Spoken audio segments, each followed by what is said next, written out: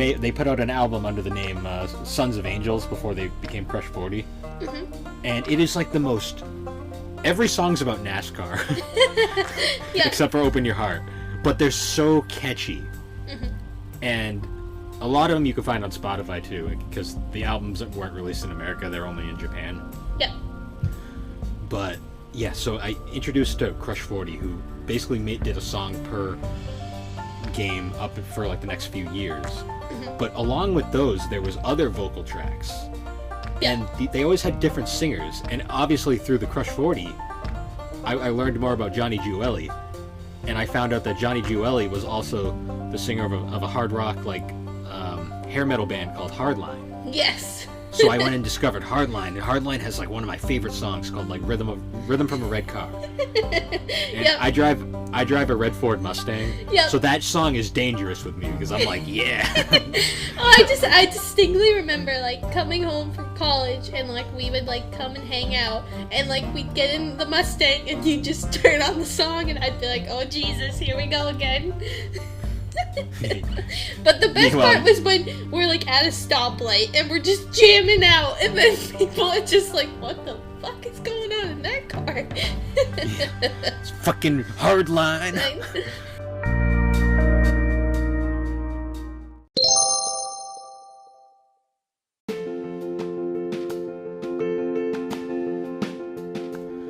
Hey guys, and welcome back to the Gaming and Collecting Podcast. On this episode, me and Alex are going to be taking another step away from gaming, and this time we're going to take a look at another medium that is very close to our hearts and was pretty much an integral part of our childhoods growing up. We're going to this time just talk about music. And my God, was music a big part of our lives.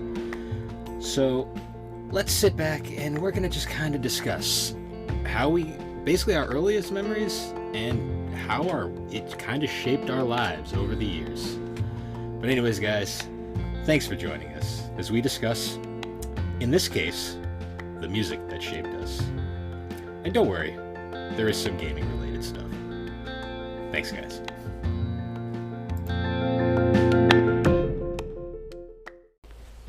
So, how you been? I've been pretty good. This week has gone by pretty quickly, at least for me. How have you been? Yeah. My week was utter shit. Oh. From day one. Oh. Sorry. So, you know when a week starts and you just know, like, the second you get into work, you just know this week is going to suck? Yep. So, I get into work on Monday. Mm-hmm. And for the people who... we've said it in the past, but just as a refresher, I'm a CNC machinist, machine operator. Yep. And I run two CNC grinders. Mm-hmm. Well, I come into work, I punch in, do all my Monday stuff, basically. So I go and start setting up my machines, getting them going. I turn on my coolant tank and get the pumps all hooked up to put the machines in warm to get ready to go. Mm-hmm. And as they start running, I hear this weird, like, bubbling sound, and like the pumps don't sound right, and like the coolant in the machine doesn't look right, and I'm like, all right, Uh-oh. what's going on? So then I go look at the coolant tank, and I look in the tank, and the color is way off. It's not flowing right, and the pumps are having a hell of a time sucking it up. So I immediately stop them, and I get my supervisor. I'm like, is this normal? And he goes, you got water in your tank. So then we're like, okay, how did we get water in the tank?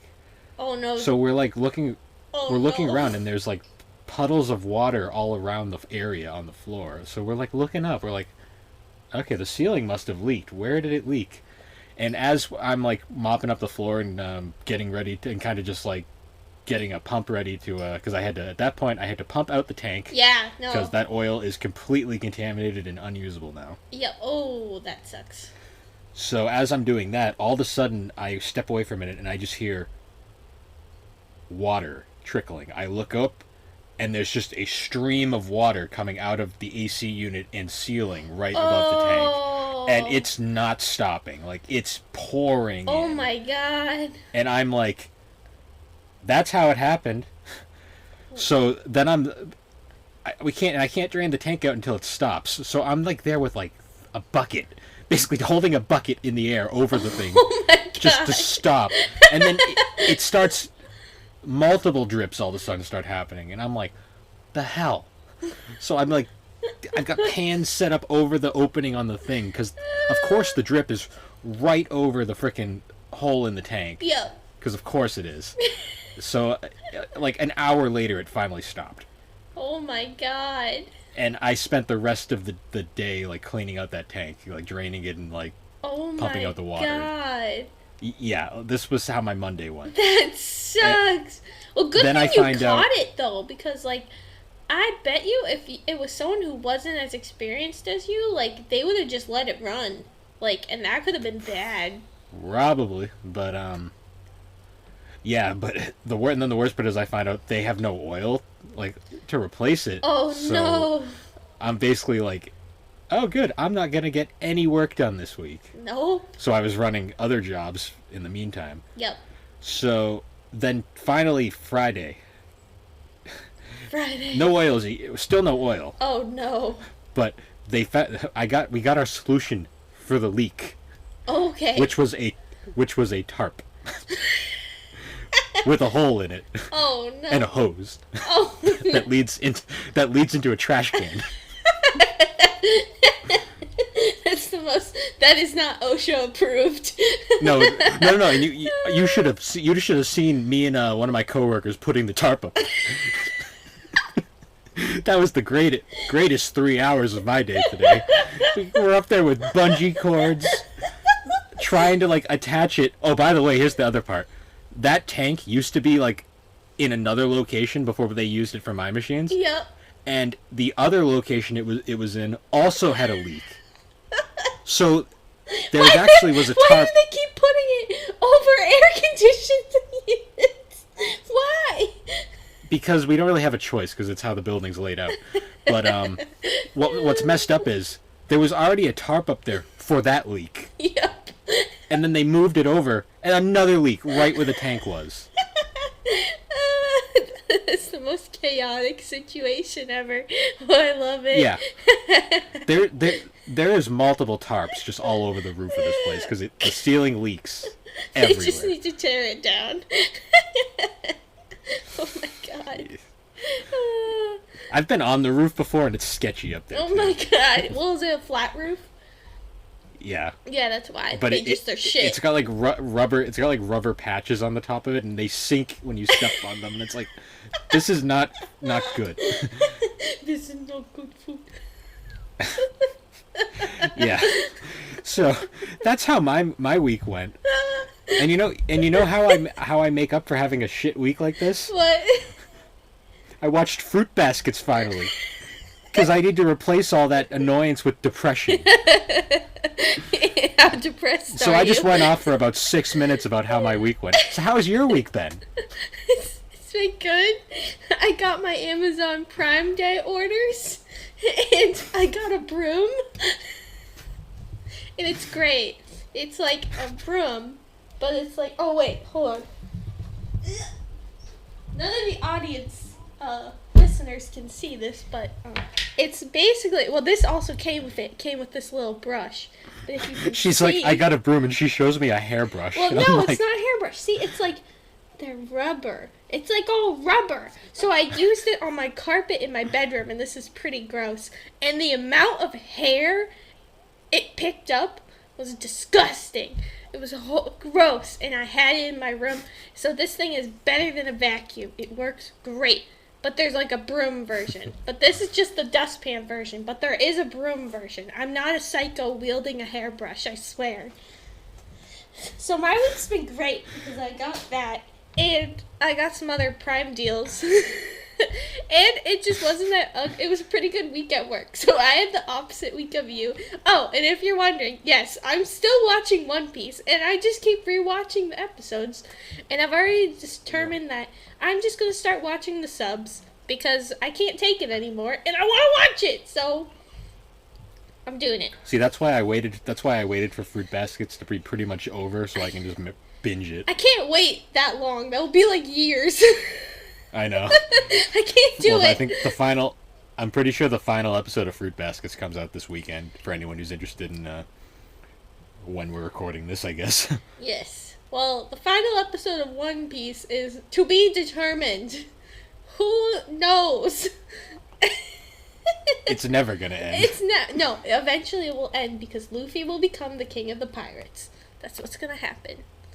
But in the meantime, I will be able to take a break at some point because eventually JoJo's will come out and I will be watching that.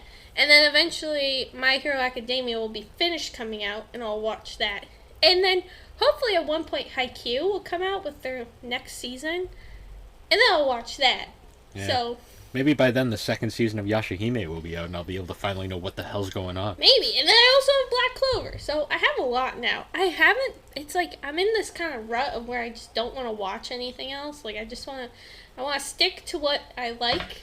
And I just want to watch those. I haven't been giving anything else a shot, but there's other good anime out there, and I just gotta give it a try. Yeah. But another fun thing about this today that will lead into our topic is that I got me and Bill concert tickets to AFI in next March. Woo! In a year. Less than a year. So. Less than a year. Yeah, but it's gonna be after winter, and winter feels like a year. So. Well, we're going to AFI. Woo! The third time we'll be seeing them. Yeah, third time, and we love their album. Also, our first concert since I don't know when your last. Well, no, actually, wasn't your last concert when we saw Saint Asonia? Yeah, that was my last concert. Was when we saw Saint Asonia. I think mine was.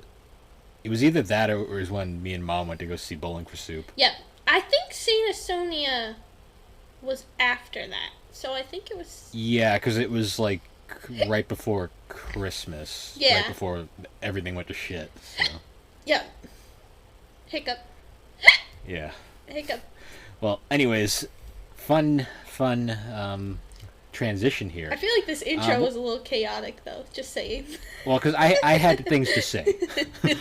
I've been holding that. Oh my god! It's 10 minutes. Yeah. Well, I had a lot to say there. Oh, you did. I'm proud of you. Anyways, on to our topic. We're actually Wait. We're not Oh. We forgot to say what we were drinking. Oh yeah.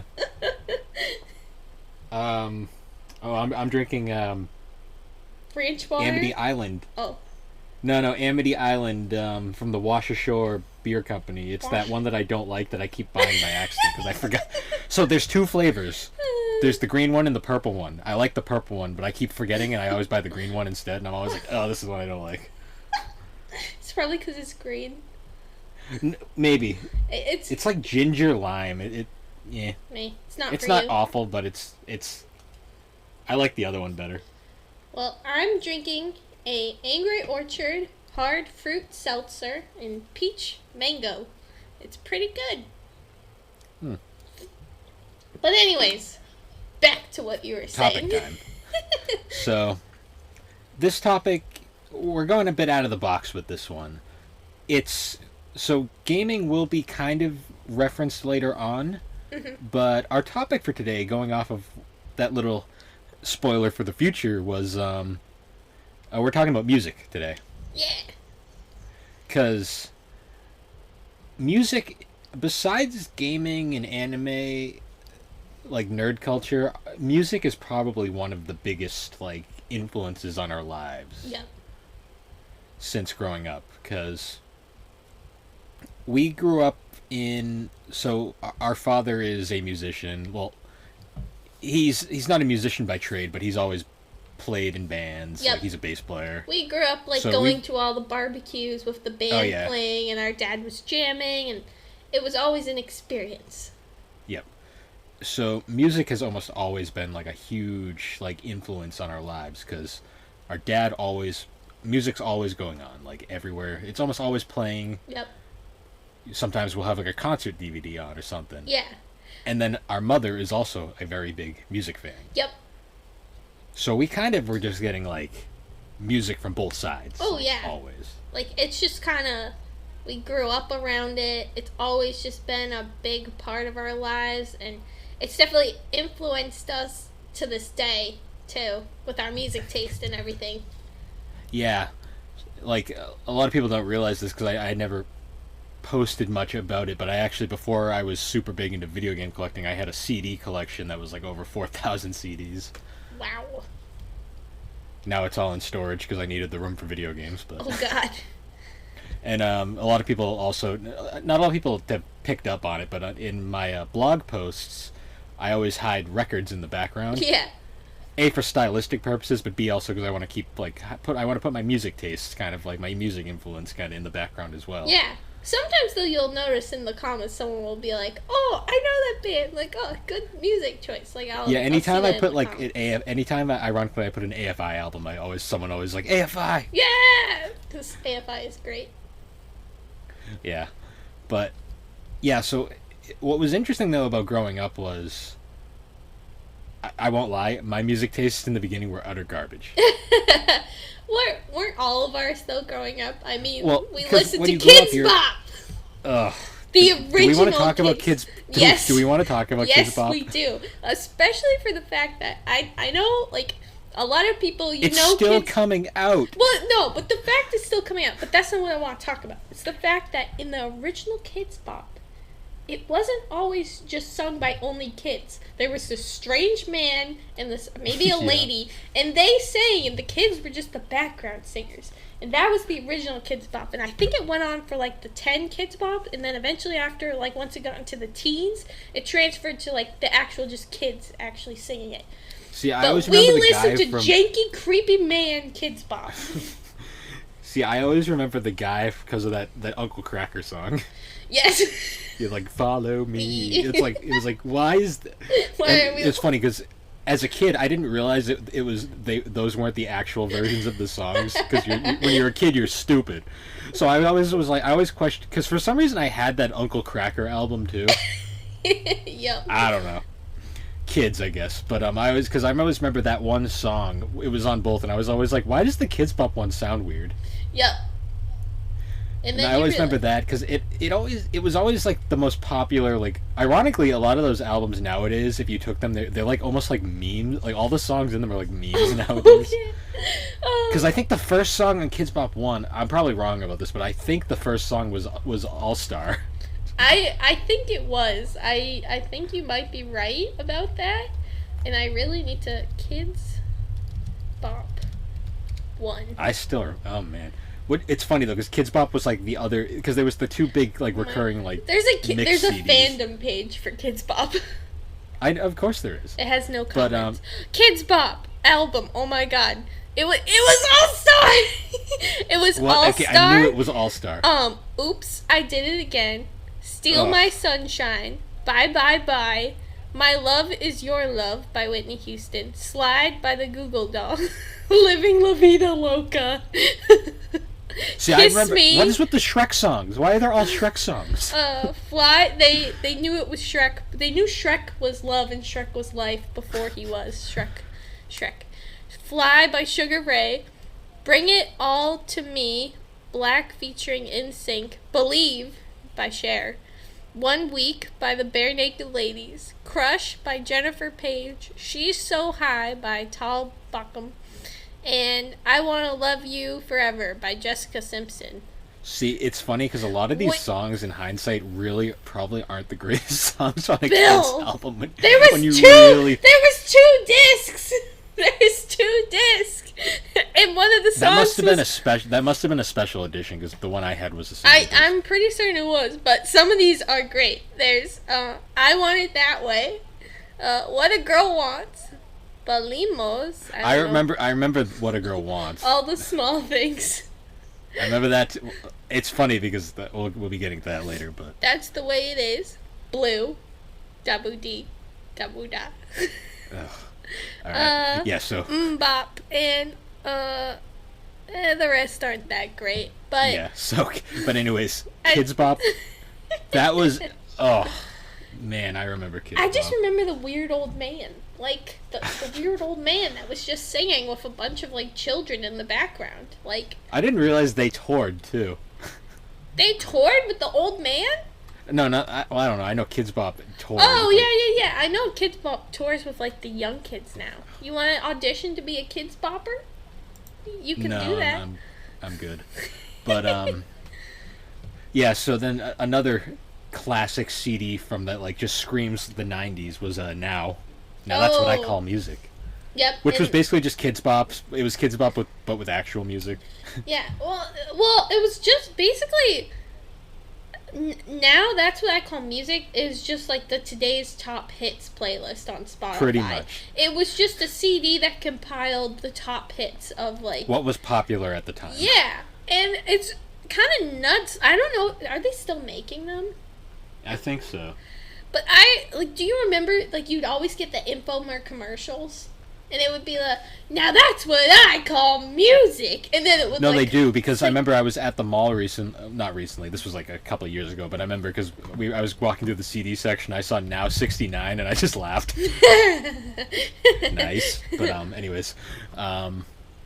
Yeah, so there was Now, and I had a bunch of absolute crap CDs back in the day, because when you're a child, your music tastes are... You haven't developed a sense of taste yet, and certain...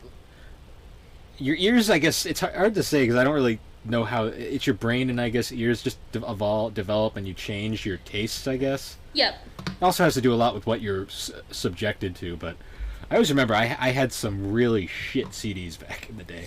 Oh, yeah. I remember we had one CD, and it was just, like, a bunch of, like, goofy songs. Like, it had the YMCA on it.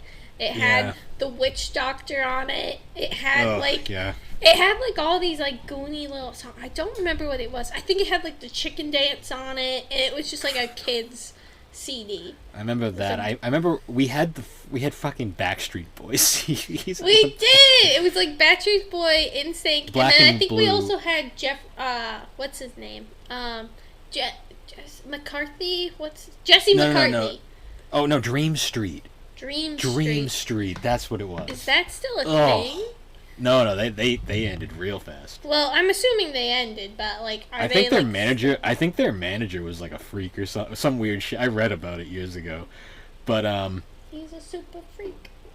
but out of all those early CDs I had, there was one CD that stuck with me.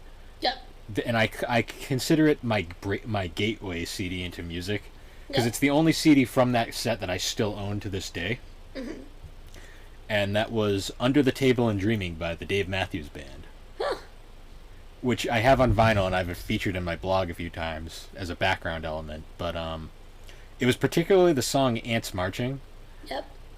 that really kind of stuck with me, of like, this is what music really can be. Yeah. And it was like after that, then I kind of Sorry. I kind of just developed this weird like interest. So I had my dad.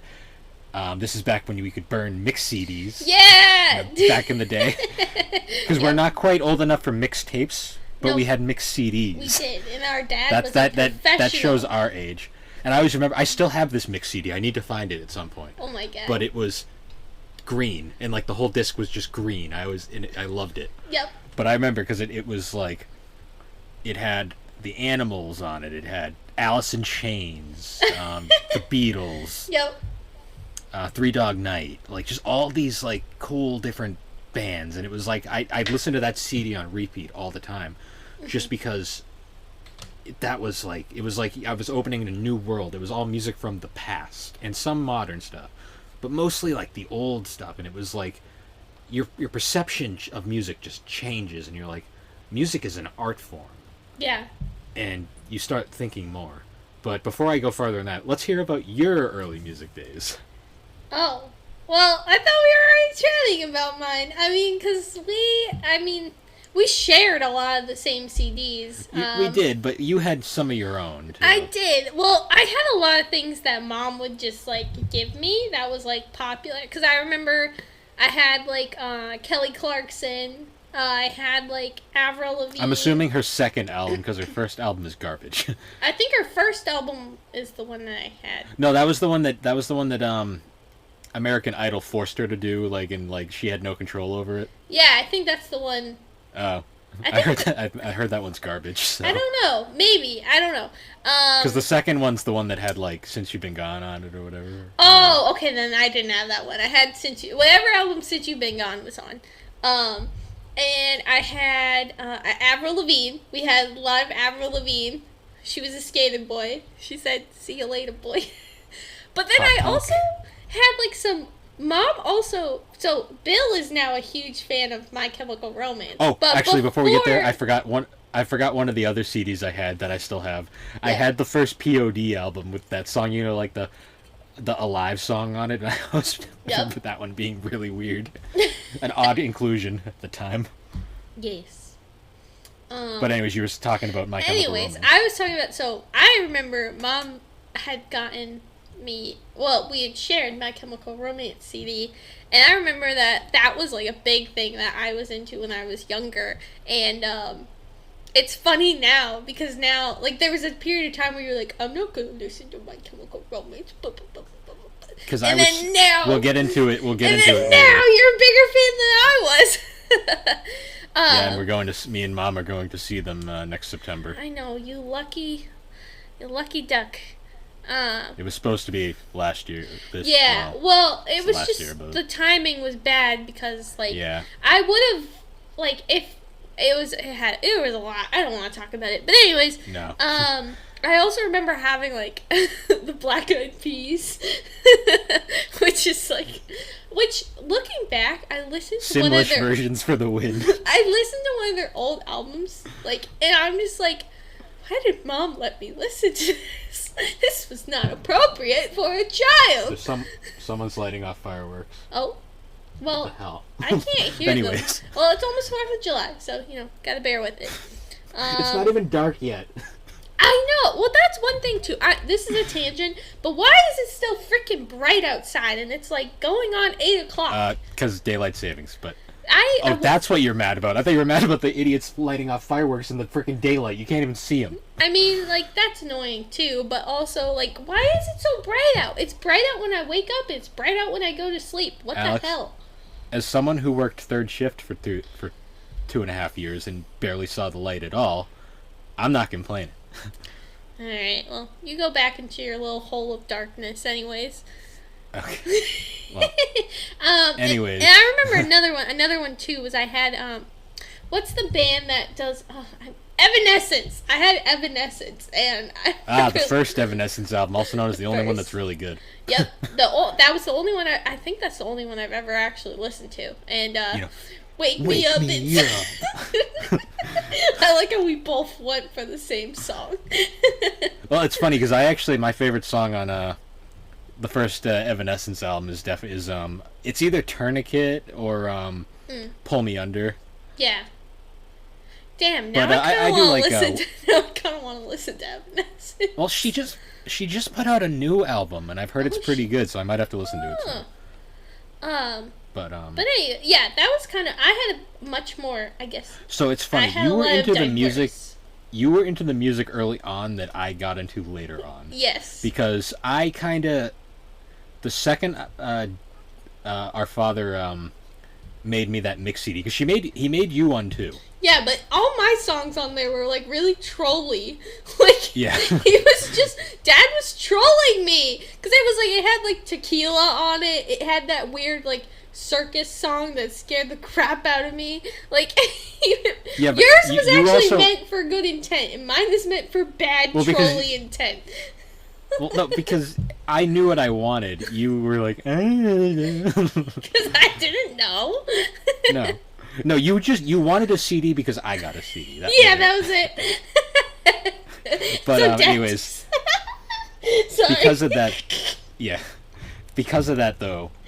Dad's a troll. Yeah, but you're a troll too. So. Yeah, that's our relation. That's where I get it from. Yeah, but anyways, as I've been trying to say, because of that CD, I gained an odd fascination for older music. Yes. And the next thing I did was I borrowed pretty much every one of my dad's Beatles CDs. Yep, and that was your And- Beatles phase. I went through a big Beatles phase. Yes, you did. Because that's kind of where if you want to start with music, I always say the Beatles are a great place to start because you learn a lot of fundamentals about music that you didn't really think about. Also, the Beatles are so interesting too because, like, as much as there's some really great albums and songs, like, you also see like how bands. It really shows how bands can change their music and change their style, and sometimes Oh, it's yeah. great, and sometimes it's garbage. The White Album. Do not diss the White Album. Isn't that the one that has all like the didgeridoos and like all like the really weird like hip like what is it called? No. No? The weirdest thing about the White Album is Revolution 9, but there that's was- like one song. There was one album that like Dad would always complain about because like it He had didn't- like he psychedelic. didn't like- He didn't like all the psychedelic songs and stuff. There's one song on Sgt. Pepper's that's like super. It's didgeridoo. No, it's a sitar. No, like Dad said there was one that I'm like not Yeah, it's super. the sitar. No, but I In- thought he said that he didn't like the White Album. He said that he didn't No. like it. Maybe I I'm don't just know. crazy and I can't remember. Dad changed his opinion on music a lot, so you True, never know. yeah, true. Also, I don't So, really. I mean, so do we. But True. no, the White Album is like an underappreciated masterpiece that has Back in the USSR on it. It does. Stop lighting fireworks off. We're recording. Yeah. Anyways, Bill yells at the non-existent people in his room. Stop lighting fireworks, Gerald! No! You're just talking to yourself. I get very triggered when they do this. I don't care about it at night, but it's freaking daylight out still. This episode is so chaotic.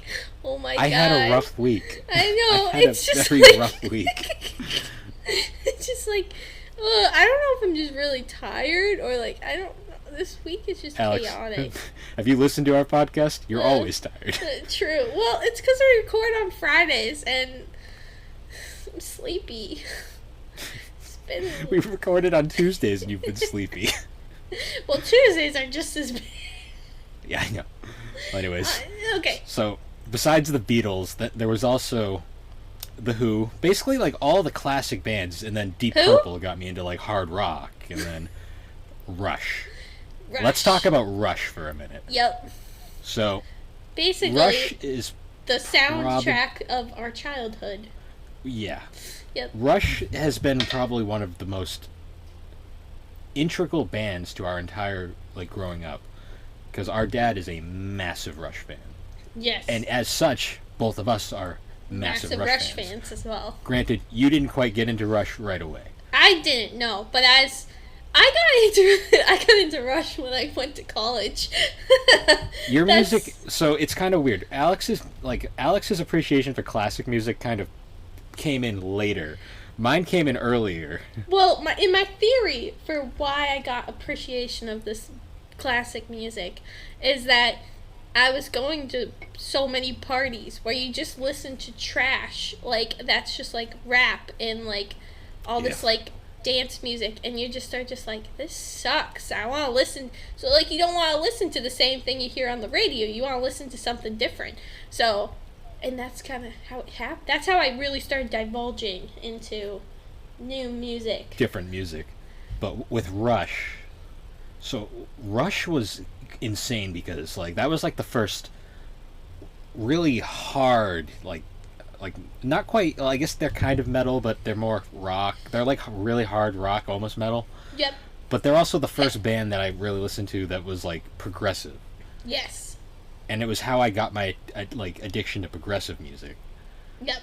With like super complex structures and like different time signatures and all this like progression, Yeah. as they say. No.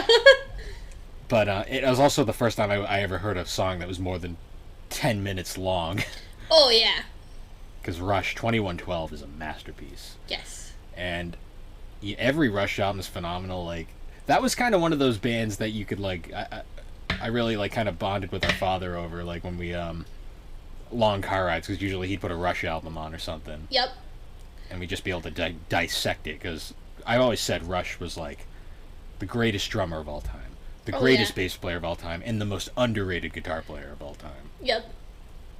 And that Oh. was Rush. You want to hear a funny story about Rush? Okay. So, when I got my wisdom teeth taken out, apparently when I was loopy on drugs, there was a fly, and I named 3 flies.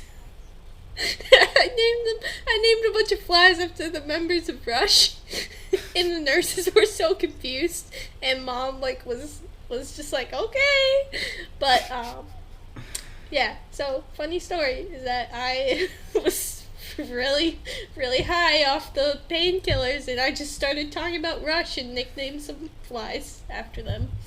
Anyways, Yeah. good times. So- Another huge band from our childhood. Linkin Park. Oh yeah. Linkin Park. Yep. So, we were born in the mid '90s, so we got introduced to Linkin Park basically from the beginning. Mhm. Like when Hybrid Theory dropped in 2000, I swear everybody owned Hybrid Theory. Yep. Even our dad owned Hybrid Theory. That's how we got introduced to it. Yeah. Because you heard like One Step Closer, Yep. In the End, Crawling, Runaway, like all these All these. iconic Classics. songs on the radio 24/7, Yep. and they still hold up.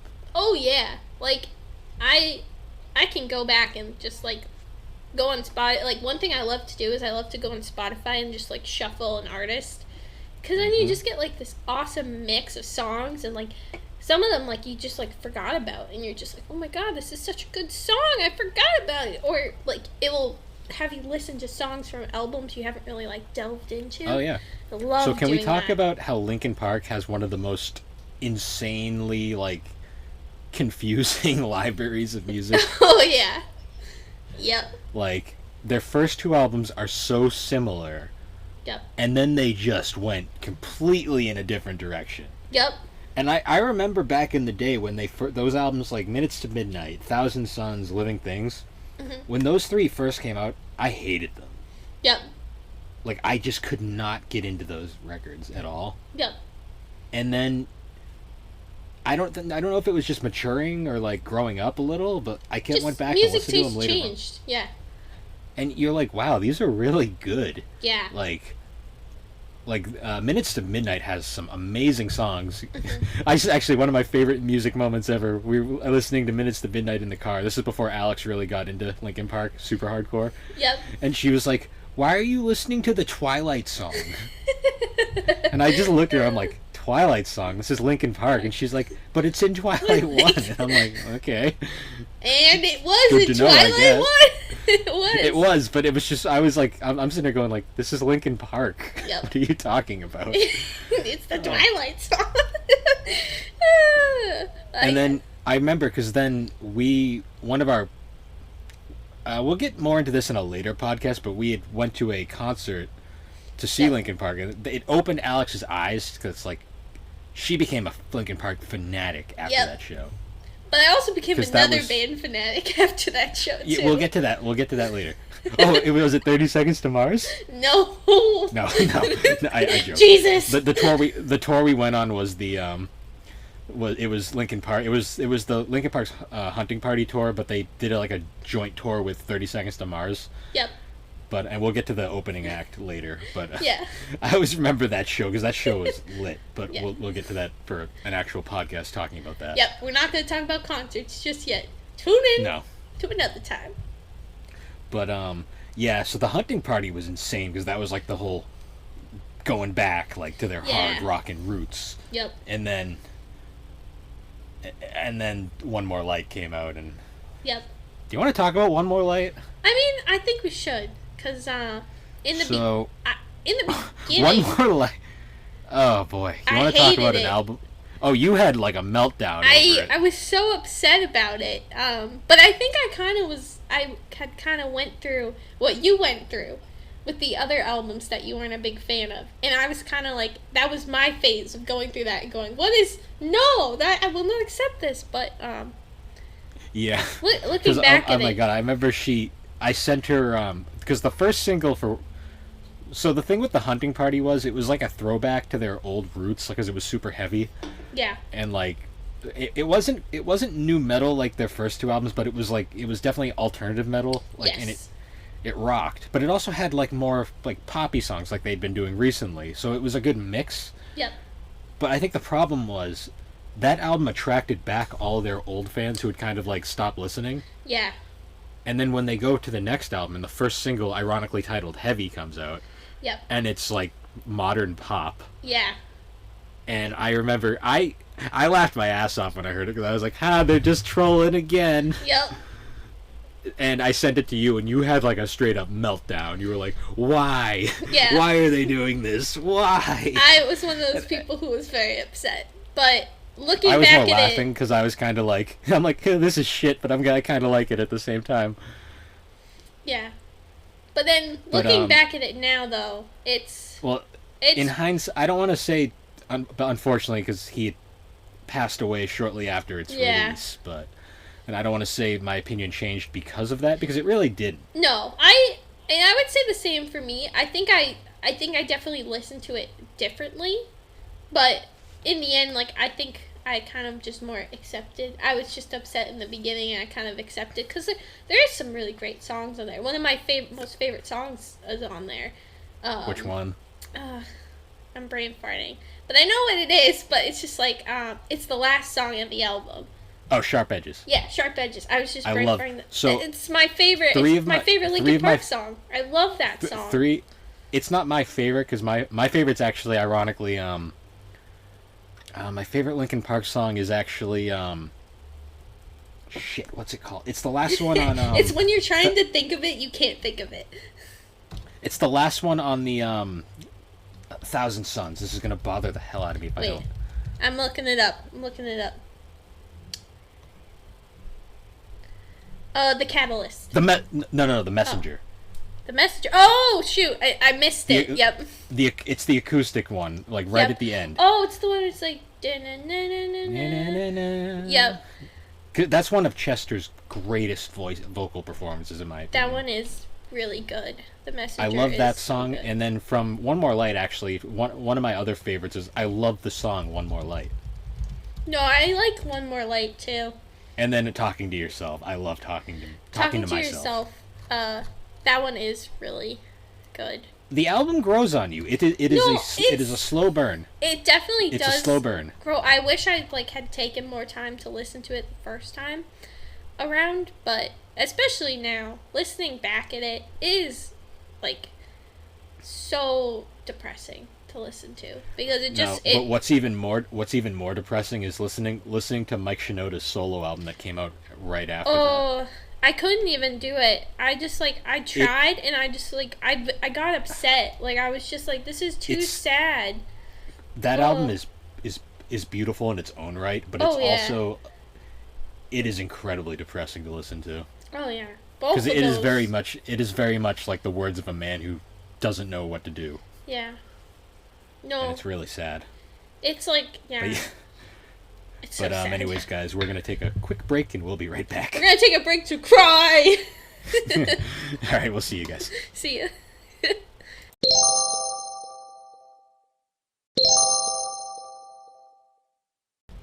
And we're back. We're back. Only cried a So- little bit. Yeah. So, this is a video game podcast, and I did want to bring up so there's a certain franchise that just turned 30 recently. Whoa. So, yeah, the date when this podcast was recorded, Sonic the Hedgehog. Yes. Would you believe Sonic the Hedgehog has introduced me to like 7 to 12 different bands?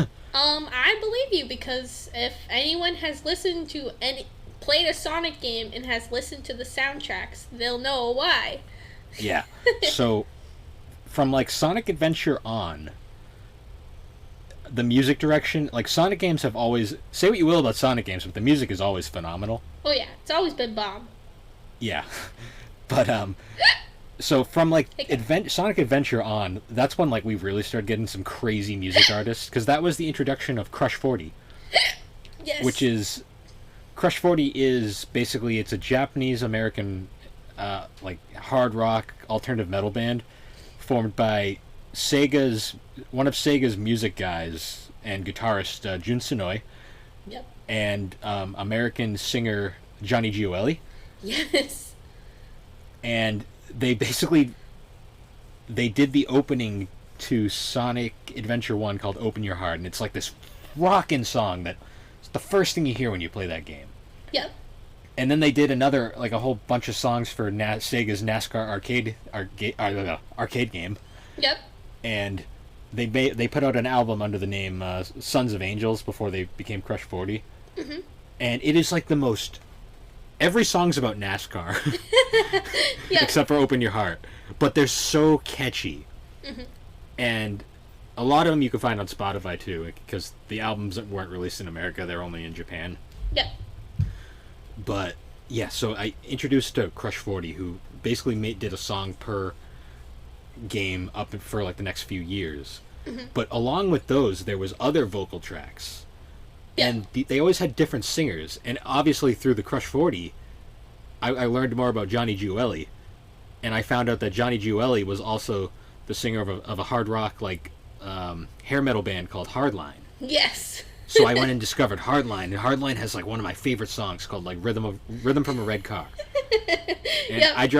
I drive a red Ford Mustang. Yep. So that song is dangerous with me because I'm like, yeah. I distinctly remember like coming home from college and like we would like come and hang out and like we'd get in the Mustang and you'd just turn on the song and I'd be like, oh Jesus, here we go again.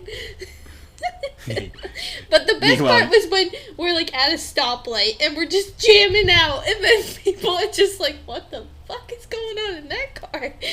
It's fucking Hardline. It's Rhythm from a Red Car, people. But I also, through that same game, because there was a bunch of like other guest singers, I discovered Tony Harnell, who was another classic singer who sang in bands like TNT, Westworld, and Starbreaker, among other bands. Yep. And then Ted Poley, who like he sang Big the Cat's theme, Lazy Days, you know, yeah, that song. But he's the singer for the band. He's sung in a ton of bands, but he's most famous for singing in a band called Danger Danger. Yep. Who's another like the fun fact about all these bands are they're all bands that like nobody's ever heard of before. Yeah. But you can find them all on Spotify, so check them out. Yep.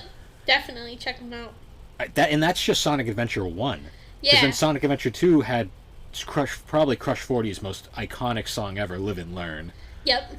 And then Tony Harnell and Ted Poley did a duet called Escape from the City. Yeah! That's the one Yeah, that yeah. begins with rolling around at the Yeah, speed. rolling Yep. around That's at the what I speed thought. of sound. With like the bitchin' bass line, you know, the do-do-do-do-do-do-do-do. Yep. Oh, such I'm a good bass player song. personally. Well, I haven't really picked it up in a while, but I like to play. I played bass, and that I love bass just in music in general. Yep. But yeah, there was Adventure had a bunch of songs.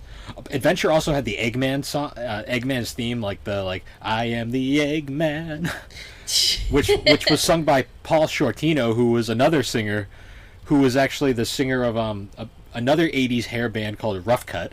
Mm-hmm. What's hilarious, music is hilarious like this. Rough Cut had a guitar player named Amir Darik, I think his name is. Yep. And he would later go on to play in a new metal / alternative metal band called Orgy. Yes, Oh, that's wow. a band.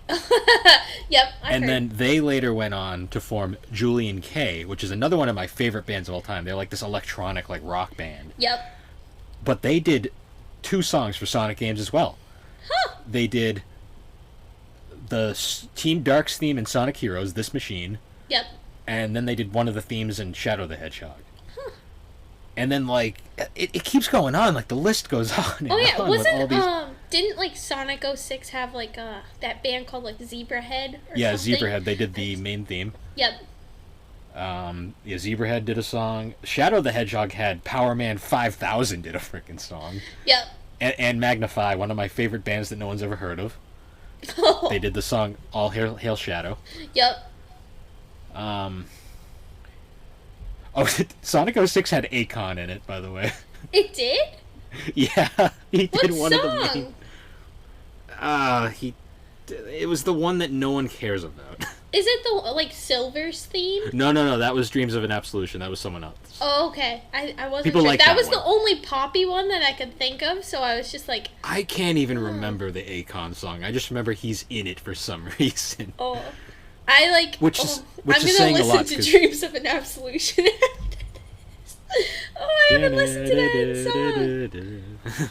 I love Yeah. that song. That's a good song. But yeah. But anyways, the list keeps going on because then Oh yeah. Sonic Unleashed Yup. had endless possibilities, which features Jared Reddick from Bowling for Soup, Yep. which has become me and our mother's bonding, like one of our bonding bands, Yep. because we love Bowling for Soup. Yep. Like, oh man, like they're like one of the best pop punk comedy bands you'll ever listen to. Like, so many great things. And he was in a Sonic game. Yep. And then the most recent Sonic game, Sonic Forces, had the singer from Hoobastank singing Fist Bump. Hoobastank. I love that band name. Hoobastank, yeah. Oh, and Sonic Colors had Cash Cash. Yep. Reach for the Stars. Reach for the stars. Yeah, the Sonic series has introduced me to like 12 different bands. No, they, like, honestly, the Sonic games, like, they had such diverse music, and it really, I think, helped make them stand out even more. Like, because, like, when you listen to, like, Mario does not have Crush 40 playing. Mario, like, it never had that. Like, that was, like, No, Sonic's thing. But the Mario Galaxy and Odyssey have phenomenal music too. Oh, yeah, Mario Odyssey's soundtrack is amazing, but for very different reasons. Like, the very different music, but that was just one of the things about the Sonic games that were so Here's the fun. thing. It's just, they just had this Mario awesome... games are always... See, we're still talking about music here. Yes. Mario games are always consistent. Yep. It's like consistently good. So you don't notice the music as much when you play them. Sonic games, usually the music's the best part of the game. Yeah. Especially Sonic 06. Oh, Sonic 06's soundtrack is too good for that It's game. too good for it really is. It's like such a good soundtrack for such a shit game. Sonic 06's soundtrack is phenomenal. And Yep. it is so upsetting. Yep. Then Oh. again, though, you can say that for so many Sonic games. Like, Oh yeah. I think every All Sonic the- game is like has its hit and it has its miss. well, in terms of music, it's almost always a hit. Oh, the music is excep- all good. I was talking about just the games themselves. Well, yeah. The one exception, Sonic Chronicles: The Dark Brotherhood on the DS. Huh. That game's music, I don't know what the hell happened there. It wasn't Crush 40. No, it's the one Sonic RPG. In RPGs, you need to have good music. Oh yeah. Like freaking Persona. Yeah. Persona made me love J-pop. Yes. Oh, man. Oh. Alright, so, moving away from video game music for a bit. Yeah. So, around the late 2000s, I was basically indoctrinated with classic rock, prog metal, like progressive rock, like metal and stuff, and like all these old bands. Yep. And then around the late 2000s, I kind of like... So another video game, Crazy Taxi. Yep. Crazy Taxi introduced me to two bands and changed my music tastes almost permanently for like 2 years. Because the main music... So anyone who's played Crazy Taxi knows The Offspring and Bad Religion. Yep. Two, like, I remember melodic that phase. hardcore, like hardcore punk, melodic hardcore. The punk rock genre is confusing. Yes. There's a lot of subgenres. But It's deep. those two bands immediately, like, you play Crazy Taxi, and you remember the music, like, distinctly. Yeah. Because it worms its way into your head, because it's so high energy and fast paced. So, like, it stuck with me, and it happened to be, our father actually owns the, he had two Offspring albums. He had Smash and Ixnay and the Ombre. Yep. And Ixnay and the Ombre happens to have all the Crazy Taxi songs on it, like the Offspring ones. So it was meant to So be. I listened to those two, and like my entire music world changed. Like, all of a sudden, I was, like, into this high energy, like, rockin', like, fast-paced, like, loud and aggressive music. And I was like, next thing I know, I have every Offspring album. Yep. And I'm listening to them constantly. Yep. And then I branch off to Bad Religion. Yep. And then Pennywise, NoFX, Rancid. Yep. Every punk band I could find. Like, all of a sudden, punk was my new thing. Yep. And then I get into pop punk. And I discover, like, Blink-182. I mean, everyone's heard Blink-182. Oh, yeah. But then I became a fanatic. Yes. And then I found Sum 41. Yes. And I mean, I always knew Green Day. I mean, Dookie is a phenomenal album. That's still probably the only Green Day album I can religiously listen to. Yep. And yeah, the punk phase was nuts. Ooh, bless you. Thank you. Sorry about that, podcast. Alex is allergic to the punk phase. I guess so. I was allergic to it. But anyways, in that phase, I also gained... So I got into emo music after emo was dead. Yeah. Yep. Because one of the punk bands I got into was the Misfits. Yes. And the Misfits are like the definition of horror punk. And Yes. horror punk was a massive influence on emo music. Mm-hmm. And because of that, circling back to that Linkin Park show, we mentioned the opening act. Yes. The opening act for that show, Yes. AFI. Yes. Alex is very happy about this. Which is funny because it's... Spoiler warning. AFI is my favorite band of all time, and she's the one that's losing her mind over there. It's one of my favorites, too. Yeah, but I'm a fanatic when it comes to AFI. Bill, I've been listening to the Bodies album, like, this whole week. Like, on repeat. All day. I listen... Every day. I listen to every AFI album, like, almost all the time, constantly. Well, I like to dabble into other things, Bill. So do I, but I'm just saying, every week I listen to at least one AFI album a week. Alright. Overachiever. I love them, but, No one's giving you a gold star. So anyways, at that show, I remember, because I had questions, I'm like, who is AFI? I've never heard of AFI. We were both super confused. Yep. And then they go out and they're playing this, like, rockin', like, gothic music, and it's like, this doesn't seem to fit in with Linkin Park or 30 Seconds to Mars at all. I'm confused. But at the same time, I'm like, I like what I'm listening to. Yep. And then they played their final song, which was Miss Murder. Yep. And immediately me and Alex both go, oh, we know this song. I know this song. Yep. So then after that show, I went to my local Newbury Comics, because that was like the only place to buy CDs in the area. That was the only place I could go where I was convinced I'd be able to find an AFI CD. Yep. Because finding an AFI CD at that point was not an easy task. Nope. So I get in there and I look through the racks and I'm like, I'm trying to find December Underground, because that's the one well, at the time I was trying to find a Greatest Hits CD. Little I know there isn't any really good AFI Greatest Hits CDs. Yeah. But I was trying to find December Underground because that's the one that had Miss Murder on it. Couldn't find it. Nope. But I did find Art of Drowning. Yes. Which was one of their early... It was their last album before they really were big. And I remember putting it in, and I was expecting the goth rock stuff, and then I hear emo punk, like hardcore emo, and I'm like, huh. This is weird, but I kind of like it. And then Days of the Phoenix was like the first song, was like the catchy song on that album, but then it also had like other hits like Greetings and Goodbye. Yeah. Just these really rockin' songs, and like Davey screams his ass off, and like the guitars are super rockin', and it's like, wow, it's crazy. This is the same band. Yeah. So then I eventually managed, after I discover eBay, eBay's a thing, and I have a job, like a reliable job, and I can like buy CDs. That's when I basically discover, hey, I'm going to buy all the AFI albums. Yep. And my God, did I not realize what I was getting into.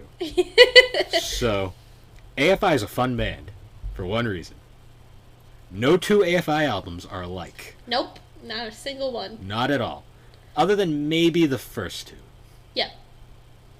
Because the first three albums are like straight up just hardcore. Yep. Like, hardcore as you can get. Then the lineup changed a bit, and then they got their current lineup, and then they got more emo. Mm-hmm. Like, one of my favorite emo song names ever is from AFI's album, Black Sails and Sunsets or something like that. Yep. And the last song on the album is just called "God Called In Sick Today." That is one of my favorite song titles ever. Yeah. That whole album, it like changed my viewpoint. I'm like, okay. At first, I was just into punk because it was loud and aggressive, but now I'm like, Yep. this has emotion. Yeah. This has And then- feeling. This is Yeah. art. No. And then I heard "Sing the Sorrow." Yes. And "Sing the Sorrow" was their breakthrough album, like the first one on a major label. Mm-hmm. And they went slower music. It was more like it was straight up emo punk at that point. Yep. And they had gotten big because that was around the point where the emo boom happened, thanks to My Chemical Romance. Yes. And tons of great songs like "Girls Not Grey," like, and my personal favorite song on that album, "The Great Disappointment." Yes. I love that song name, but it has one of the most bitchin' bass lines ever in it. And then, of course, "December Underground," which was another. It was more of a streamline because that was around like the Black Parade era of music, where everything was super poppy and telling stories. Yep. And then there was "Crash Love," which was like a straight up like pop punk album. Yeah. That was kind of made fun of like the commercialization of like music and how like people. It was kind of making fun of the way people perceive that style of music, and it was kind of funny, even though that no one got the joke. Yep. And then there was Burials, and but at the time I got into AFI, Burials was their most current record, Yep. and that one's like straight up just gothic, like dark. Yeah. And I love Burials. Burials is fun to listen to. At the time it was kind of weird, but Burials now has some of my favorite like AFI songs ever. Like it has like Greater Than 84. Like Yeah. Greater Than 84 is great. What's the name? My favorite, one of my favorite AFI song of all time is on Burials. It's my ringtone now. Why can't I remember it? Come Okay. on. The It's Sinking alright, Night, I Hope You Suffer. A Deep Slow No. Panic. 17 Crimes. Oh, I I love love 17 Crimes. 17 Oh, Crimes. I love that song to death. That one's such a good song. And it was funny because it's so obnoxious as a ringtone because Yeah. it just blasts. but yeah, so that was the current album when we saw them, because they played a bunch of songs off of that when we saw them. And then when they finally announced their next album, I remember me and you were hyped as hell Yes, we were like, ah! because it was the Blood album. Yes. And I always remember because the first single for the Blood album came out, and it was Snowcats. Yes. And I remember you said it to me, and you were like, "Why is it so weird?" And I'm like, because it's AFI. Yep. Everything AFI does is weird. Oh, that whole album, though, is a masterpiece. It is. It's one of Oh, those Snowcats. albums that you can just listen to and, like, just on repeat. Oh, And yeah. that's kind of how I feel about the newest one that came out, too. Well, like, you you can just, have like... to talk about the EP they did, The Missing Man. Oh, yeah! Oh, the Trash Missing... Bat. The Missing love Man Trash- itself, like, it's the Missing Man EP, but the Missing Man song, like, that's such a good song. Oh Missing my Man's God. great. Trash Bat. They're Get all Dark. great. They're all really good. That EP is so good. Oh, Yeah, and that was like right before like everything went to hell too. yeah. Such a great. So, but then just recently came out was Bodies, and Oh, what's your favorite Bo- song on Bodies? I want to know. you're asking a very tough question, Alex, because there's so many good songs on Bodies. I guess I'll go then. I guess the one that I find myself listening to a lot. I love "On Your Back." On Your Love Back is that great song. too, and that wasn't a single. Yeah, Um, I just think that's one such a like. It's so like catchy and like you can just repeat. So- I love it. My favorite, just because of how much of a shock it was. Mm-hmm. So the thing about Bodies was released kind of interestingly, because at Yep. first I didn't realize it was an album. I just thought they were releasing singles. Yep. So they released like 2 singles every month up until its release. And the singles, what's fun about the singles were they weren't actually like next to each other in the actual album track listing. They were just kind of random. Yep. Which ones they did, but every single sounded just so different. Oh yeah, that's like this album. One thing about this album. It's so diverse. Like everything, it's so good. So I heard the first two songs, and the first song on the album is a song called "Twisted Tongues." This is just turning into an AFI podcast, but I fucking love AFI at this point. So yeah, me too. It's gonna keep going, but the first song on the album is a song called "Twisted Tongue." This is gonna be a Bodies review in the middle of this podcast. Yep. So "Twisted Tongues" was the first song released, and that was ironically that's actually probably my least favorite song. Oh really? I do. Not because it's bad. Yeah. Just because you just like everything other else songs is so much more. better. Yeah. So I heard it and I was like, okay, it sounds like AFI. My problem with it was I thought his vocals were too slow, and the music was too fast. Yeah. No, but I still get that. liked it. Yep. And then the second song they gave was "Escape from Los Angeles," which I love is such a banger. Yes. Like, it's so poppy and upbeat. It's super... This song is very... Listening to Twisted Tongues and then listening to that one is just like, whoa. Like, it's just so different. It's funny, though, because they're not near each other in the actual album No, I'm looking listing. at the track list right now, and Twisted Tongues is the first one, and Escape from Los Angeles is number 5. So... Yeah. So, that was the first single. The second single was a song called Looking Tragic. And Looking Tragic is completely different, too, because it's like... It's super guitar heavy. Yep. And it's like rocking in it, but it has this really thumping bass line. Yep. Followed by it's like a thumping bass line, and then it's kind of got this like kind of like catchy like chorus, and then it goes into like the main like verses and stuff, and it's like, okay, so they're doing this. And then the song after that was, I believe, Begging for Trouble. Yep. And that one was like super fast paced, and like I was like, okay, so this one's more kind of what I'm accustomed to with AFI. Yep. And I was like, okay, so this I was already gonna tell, like, Bodies was already gonna be like a crazy album that was all over the place. But then the next album, the next two singles, this was the one that shocked me. So the next single had a song called Deliceria. Yes. Deliceria is my favorite song on the album. Yes. It's a very good song. It's definitely up there with me. The most shocking AFI song I think I've ever heard. And this is AFI we're talking about, and their music's always crazy. Yep. But this one was like, it starts with like this like slow paced like bass line, and then this like kind of jazzy guitar pops in. Yep. And then Davey's got this like subdued singing going on. Yeah, that's and like then one of the. It like slowly picks up. Yep. And it like just keeps going. Yep. And it's weird. It was really weird. Like I was like, I didn't know what to think of it at first, but then as I kind of listened to it more and more, I was like, this album is going to be killer. Yes. And it's even funnier because then the song after that was Far Too Near, which is like one of the most like high energy AFI songs they've done. Yep. Because it's like boom, like crazy. Oh my god, I don't know what just happened, but when you were filming and doing the arm music, you must have like blocked the light or something, because it literally was just like and the lights were like flashing. I'm not kidding. Oh, really? It was actually really cool looking. Do it again. No. No, but please. Anyway, I don't think I could do it again if I tried. Aww. But well, yeah, but that one's like crazy fast. And then the final single they released was actually the final song on the album. Tied to and a actually, tree? that's the one I'm interested in. Tied to a Tree.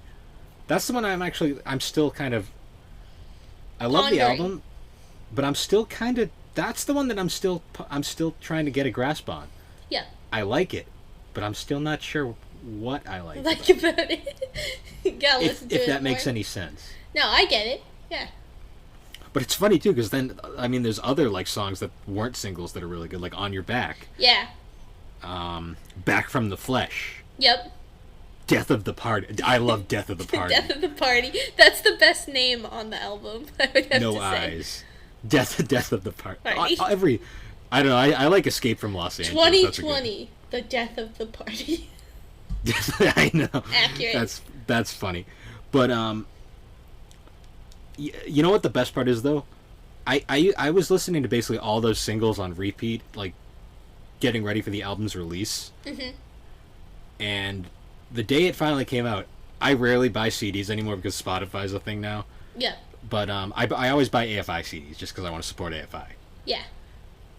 So I bought Bodies, and my Mustang still has a CD player. Yep. So I put the CD in. Oh my god, listening to Bodies like with its intended track listing changes the entire. Oh yeah. Like It has such a good sense of flow. I never put it on. I put it on shuffle once, and I immediately stopped and restarted because it didn't feel right. Like I needed to it's listen like to it all. You need to listen to it all at once. It's just one of those. Like another band that really does that is like Coheed and Cambria, where everything Oh, yeah. it flows. But like they Alright, do so- that super intentionally. so but let's this was move one of away- those albums that So you we have to finished- listen to it. So, moving away from our AFI tangent now, Yes. Coheed and Cambria. Coheed and Cambria tangent time. Coheed and Cambria. Code The Geass. reason why I want to get into Coheed I and thought Cambria. that's what you were gonna say. What? I thought you were gonna say Code Geass because you were like Code, and I was like Code Geass. Anyways, I still haven't watched that, like unrelated, but yeah, you should.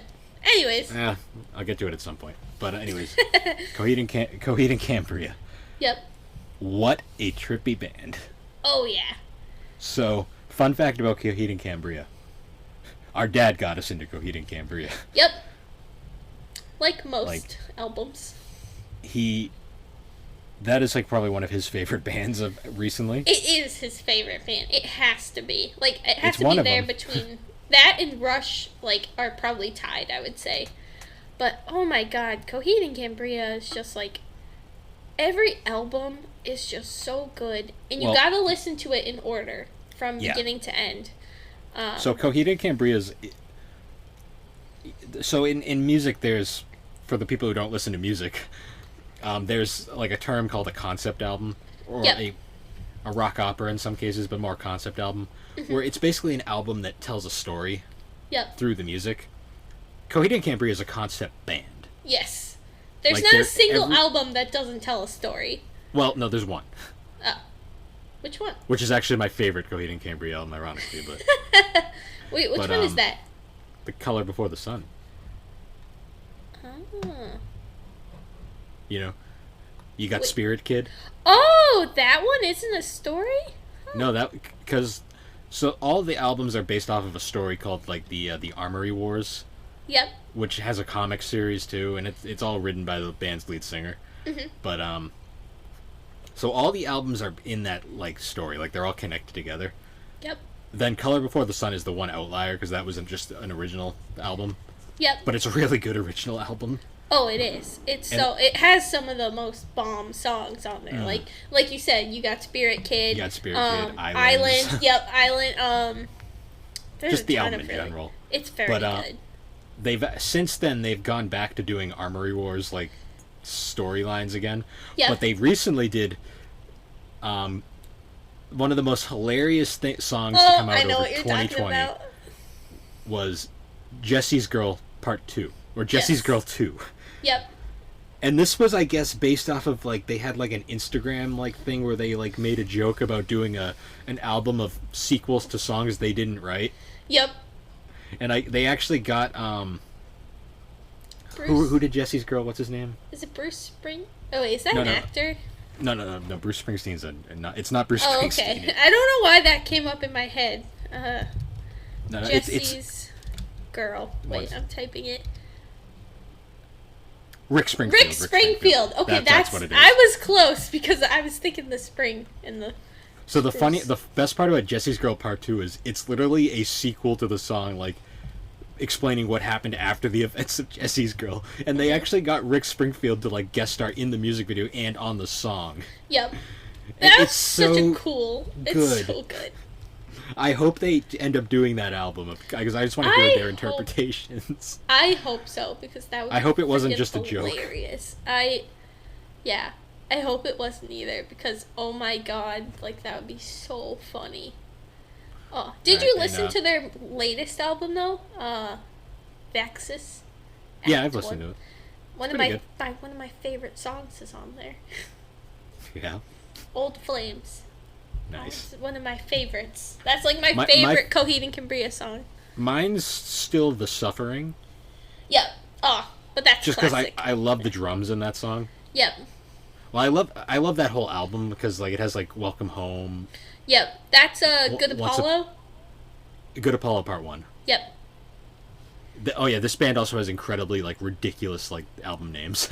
And incredibly ridiculous song names as well. Once Upon too. Your Dead Body. Yep. Once Upon Your Dead Body is an Also- amazing song. Also, if you're gonna listen to Coheed and Cambria, you have to commit multiple hours because a lot of these Multiple songs, days. multiple hours, multiple days. Because like I'm looking at the Good Apollo Part 1, and there's like 6 songs that are 7 minutes long. So you're Oh definitely yeah, they're about. So what makes Coheed and Cambria so cool is they are like such an eclectic like mix of styles. Like they're yeah. progressive metal mixed with pop punk, Yep. mixed with minor emo, Yep. mixed with progressive rock. Like Yeah. all, it doesn't sound like it should work, but Yeah. it does. And it's like amazing how well it all flows too. Because like there's some songs like that are like so like there's like 10 Speed and God's blah blah blah. 10 Speed, God's God's blood blood. and burial. But then Not there's songs like Wake Up, which are just like Wake Up. these Yeah, like, which is one of the most softer- chillest songs with chill- the darkest lyric. Yeah, and it's just like it's like but like the album, it works. Like everything flows so perfectly. And like a lot of the time, like don't a lot of their songs too, they purposely make it so they overlap too. Oh Like, yeah, a lot of their because songs, like, it's a, will- they flow into the next. Yeah. It's I mean, A Favor House Atlantic. Like, Yes. Their probably most famous song of all time. Yup. Damn. Coheed and Cambria just it They're has great. so many Now, good songs. So we're not even going through how we discovered these bands. We're just going completely random at this point. yeah, at this point But- we've just started talking about music and can't stop. Well, I knew it was going to happen, but music. You got to understand, music is this important to us in our Oh life. yeah. Like we were supposed to talk about instruments we played, but we're probably not going to talk about that No. today because like our first part was 40 minutes and now we're already Yeah. at the 30-minute mark and Yeah. So, going off of Coheed and Cambria as one of the most like bizarre bands we've listened to, I want to go into. We're going to go back a bit now. yep. Frank Zappa. Frank, oh my god. Oh my Frank god. Zappa. I have a crystal ball. that Frank Zappa was like the music that Dad would always play in the car when I was Oh, in yeah. the car with him. It didn't matter where we The were. And- master of innuendo. His music is like I didn't appreciate it back then, but I look back now and I'm just like, oh my god, like It is the most wacky, like wacky you'd topsy think turvy.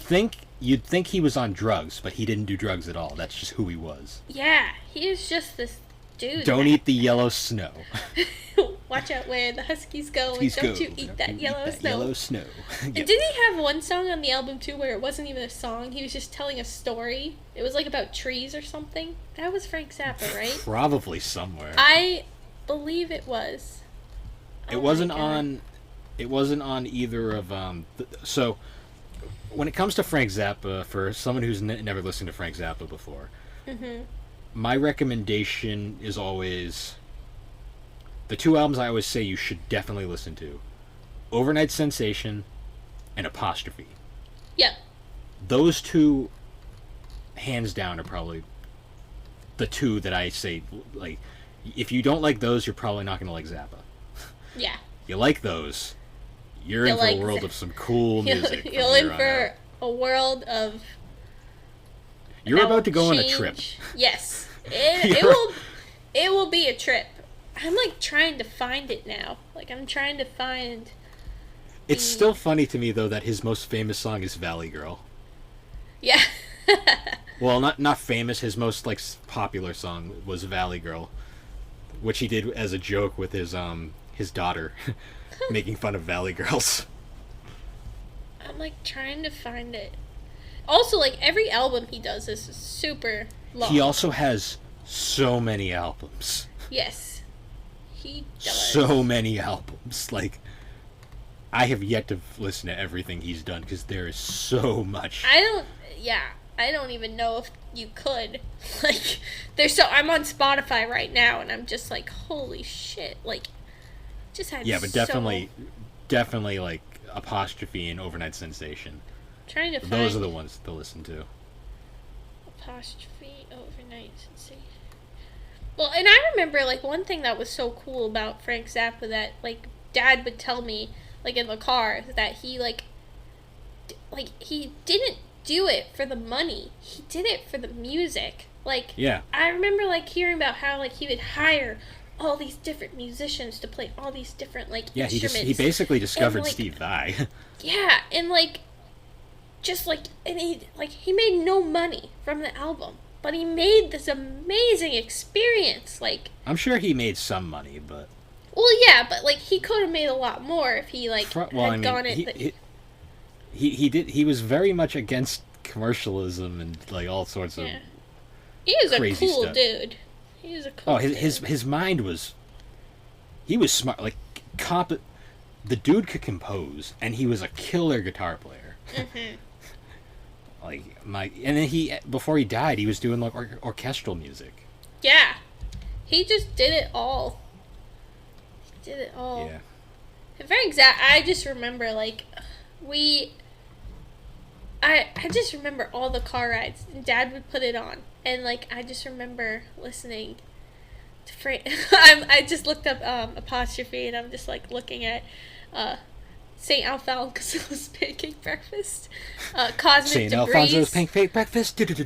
Oh, Cosmic Debris. Oh my god. Cosmic Debris is the best song on that album. I'm just like Hands down. remembering all of these albums, and it's just like it's what this podcast is, looking back on our childhood, looking back on our memories. Yeah, I was actually listening to Frank Zappa last week. Oh my god, this is just like, what was the other one you said? Apostrophe Overnight and Sensation. Overnight Sensation. It's not popping up. That one has like there it Camarillo is. Brillo, 50/50, Montana, Dynamo Home. Oh, Montana. Yep. Yeah, Moving to Montana soon. Gonna be a dental floss. A dental floss type. Oh, such I great gotta music. figure out Frank Zappa song that was a story. I like could have sworn he did one that like I don't know. I just remember there was one. I gotta ask Dad. Dad would know. But I remember there was one, like, I don't even think it was a song. I think he just, like, told a little story about, like, about something.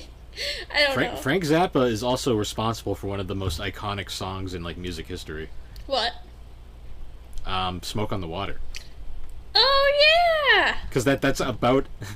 that song is literally about a concert that Frank Zappa was going on. Yep. Where someone, like, burned the place, like, the whole place to the ground during a Zappa show. Wow. Like, if you listen to the lyrics of the song, it, like, he mentions, like... it was crazy. Yeah. Frank Zappa, But, it's an experience. So now jumping back towards more of the future stuff. Yeah. So, me and my mother, our mother... Mm-hmm. She's not just yours. We're really big into, like, alternative metal. Our mom's hardcore. she's She into is. like all sorts of music that you wouldn't expect. Yep. But me and her, we bond over Bowling for Soup, but we also bond over like Breaking Benjamin. Yep. 3 Days Grace. Yep. Saint Asonia now. Like, Yep. Saint Asonia was probably one of the most hyped albums I've ever had in my life. I remember. Well, because I was really big into 3 Days Grace at the time, and I wasn't a fan of their first album they did with the new singer. Yep. I wasn't And a I was fan like- either. And I was like, well, you remember the Stoplight song? Oh, yeah. Yep. Car Crash. That's what it was. Yep. That was bad, but Yep. yeah, Breaking Benjamin. That's like that was the point where I knew I had completely like Didn't it we didn't see matter. Breaking Benjamin at a concert? Yeah, that was. Yeah, that was when The- we saw. We saw Saint Asonia, Alter Bridge, Breaking Benjamin, and Disturbed. Yes, Disturbed. That was that was to me that was the concert that finally like shattered that final barrier for you, and you were like straight up just all in. Yeah. No, that you- definitely. Well, I remember because we're not going to talk about the concert experience itself, but I remember when our mother brought that one up, you were very hesitant. Like when you heard Disturbed, you kind of were like, I don't know. Yeah. And I'm like, just go. You'll Yep. like it. It's a concert. Yep. And, And I'm you so went. glad I did, because. You were so confused throughout that concert, but by the end, you were like, Oh, once Disturbed got on the stage, I was loving it so much. They were my favorite oh, part. well, yeah, because they played The Sound of Silence. Oh my god, that was so good. And, well, also, like, I don't want to go into too big detail, but they also played another song that involved everyone lifting their lighters at the same time, and that was just an Oh, the light, yeah. experience. Yep, the light. For- And that was just so cool. That was, like, that was one of my best I don't know. We'll talk about concerts another time. I don't want to Yeah. bring it up yet, but... just it's funny though. Back in the day, Disturbed was one of those bands I would have never been caught dead listening to, just because I was so in my old school. Like I hate everything new. Yep. Now it's like Disturbed's one of my favorite. Like I'm angry, I need something to jam, rock out to, Yep. like bands. Aw. I've been on a Breaking Benjamin kick lately because when I'm like in a bad mood, I like to listen to alt metal, Yep. and like Breaking Benjamin, their albums are just so. He's got such a unique voice. Sorry. Also, he's what? Well, I'm laughing because I'll talk about it after, but your kick right now is the opposite of my kick right now. Okay. But anyways, I've been into that, like 3 Days Grace, like Saint Asonia, like all these just really, I guess edgy if you want to say edgy, but just like dark bands. Yeah. But so what have you been into lately? Disco. What?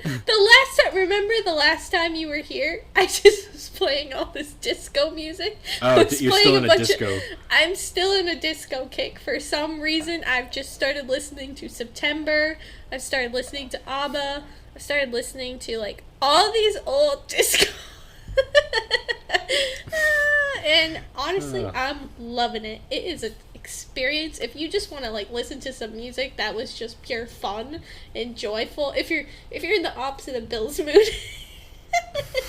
you should listen to some disco, because it is. Oh, there's a cat. Meow. Did you hear that? Well, it's kind of funny because one of my more recent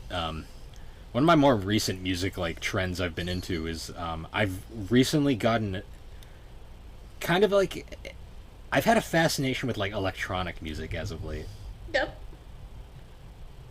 Like mostly because I'm a big Julian K guy, but I also have been listening to like Cash and just anything like really like that. Like it's I don't know what it is. It's kind of I think it's just more I'm You're constantly diverse. pursuing.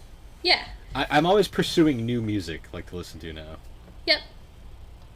Well, and that's the thing too. Like, it's a good way to round things out too for today. Yeah, It's just because like, honestly, we could probably there's- keep going. Like, we'll probably come back later, but like music is just like it's changing, it's evolving, and there's so much more people can do now too. And Oh, yeah. like, but still, like you look back though, and you listen to some stuff, and you're like, I can hear the songs like I used to listen to. Like it's everything kind of full circle, and especially now, like a lot of artists like now in the pop scene, you'll listen to it and you'll be like, oh my god, they're sampling this from this band, blah blah blah blah blah. Like sampling is huge now, and it's kind of cool.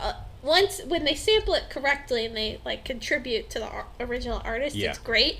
But it's really cool because you're just like, oh my god, like all this homage to like these original artists, and it's interesting. It's so cool. I feel like music is just like it's coming back around. So Spotify is one of my favorite. I never thought I'd like a thing like Spotify, but yeah, Spotify has been amazing for someone who loves music like I do. Like Sky Hill. So I've been listening to Sky Hill lately, oh yeah, which is for internet fans, that's the previous band of Dan Avidan, the one of the co-hosts of Game Grumps. Yep. That was his original band. Well, not his original, but it was his band before Ninja Sex Party, which is another band I'm super into nowadays. Yep. It's just music. It's like Spotify opened the door because it's like everything's there. Oh, and you can yeah. just I've discovered go down a so rabbit many. hole. I've discovered so many bands just from listening to Spotify playlist. Especially like their decades playlist too, or just like they'll just do like people rising. Like it will be like alternative rising or rock rising, and you just like can discover all these awesome people that you probably wouldn't find. It's really, I love Spotify. It's so I love Spotify. No. I love it. I'm gonna say we probably wrap it up here just because Yeah, I agree. This would be a 4-hour podcast if we kept going at this rate. We'll definitely have part 1, part 2, part 3, part 4, part 50 at some point. Not anytime soon, but Not anytime soon, but eventually, at some point. You know, it's kind of crazy what I just realized, but our next episode is going to be a milestone episode. It is? Yeah, 25. What? Wow. So we're going to have to think It's of as something old special. as me. No, just kidding. We're going to have to think of something special for that one, so. Oh.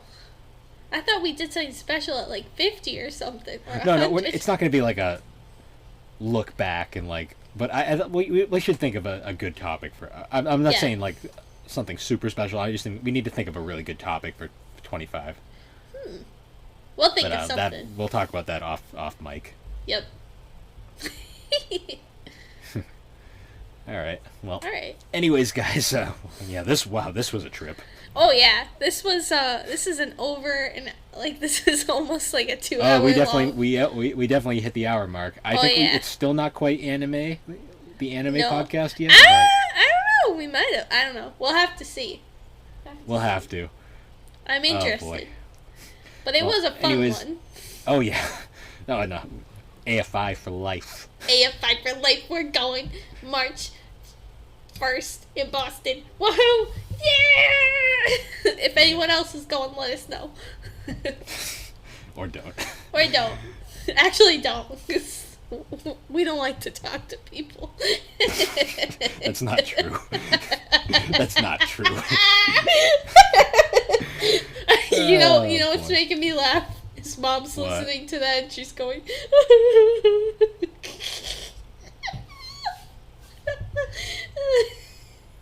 If Mom even makes it through this one, doesn't like turn off before because it's gone so off the rails. If she doesn't turn it off after my rant at the beginning. No, she'll keep listening. She always does. She always does. She's our number 1 fan. Well, anyways, guys, the Gaming and Collecting Podcast is is made off of Anchor Podcast, and we can easily be found on all your major podcasting platforms such as Spotify and Apple Podcasts. Anyways, guys, thanks for joining us as we discuss. I guess we did music this time. The music that Anyways, shapes us. The music that shaped us. Yes. Well, we'll see you all later.